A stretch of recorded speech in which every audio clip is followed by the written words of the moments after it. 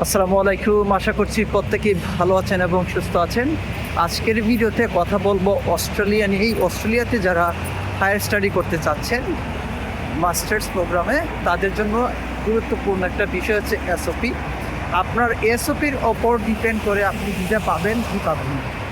কেননা আপনাকে fully explain করতে হয় কেন আপনি অস্ট্রেলিয়া এবং ওই ইউনিভার্সিটিতে যাচ্ছেন, কেন বা সেকেন্ড মাস্টার্স করতে চাচ্ছেন, অথবা আপনার কী স্পেশালিটি আছে এবং ওই দেশ থেকে আপনি পড়াশোনা করে বাংলাদেশে আবার ব্যাক করবেন।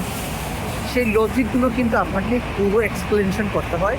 এখন কথা হচ্ছে অনেকেরই ভিসা রিজেকশন হচ্ছে শুধুমাত্র তাদের এই এক্সপ্লেনেশনটা তারা দিতে পারছে না এবং ইন জেনারেল এক্সপ্লেনেশন দিচ্ছে, যেটা আর 10টা স্টুডেন্ট সবাই দিচ্ছে, আপনিও দিচ্ছেন। সো আমি বলবো যে এসওপি লেখার ক্ষেত্রে আপনাকে একটা স্টোরি সাজাইতে হবে এবং সেই জিনিসটা বিলিভেবল হতে হবে।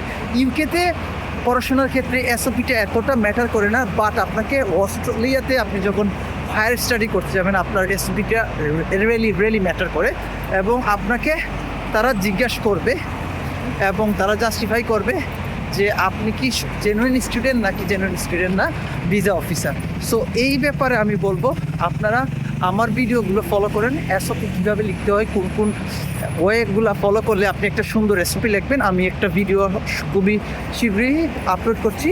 আপনারা ইনশাআল্লাহ এইচএ ক্যারিয়ার একাডেমি চ্যানেলেতে আপনারা সবসময় অ্যাক্টিভ থাকবেন, এইটা আমি বলবো। এইচএ ক্যারিয়ার একাডেমিতে এখন থেকে আমি সব ভিডিও দিব। আমি চিন্তা করছি ওখানে যেহেতু আমার অনেকগুলো ফলোয়ার্স আছে কিওর বাইয়ে বা কাপল বার্সে, এখন থেকে আমি ভিডিও না দিয়ে এইচএ ক্যারিয়ার একাডেমিতে ভিডিও দিলে দেখা যাচ্ছে যে সবাই এই বিষয়গুলো নিয়ে গাইডলাইন্স নিয়ে করতে পারবে। সো এসওপিটা হচ্ছে ম্যাটার।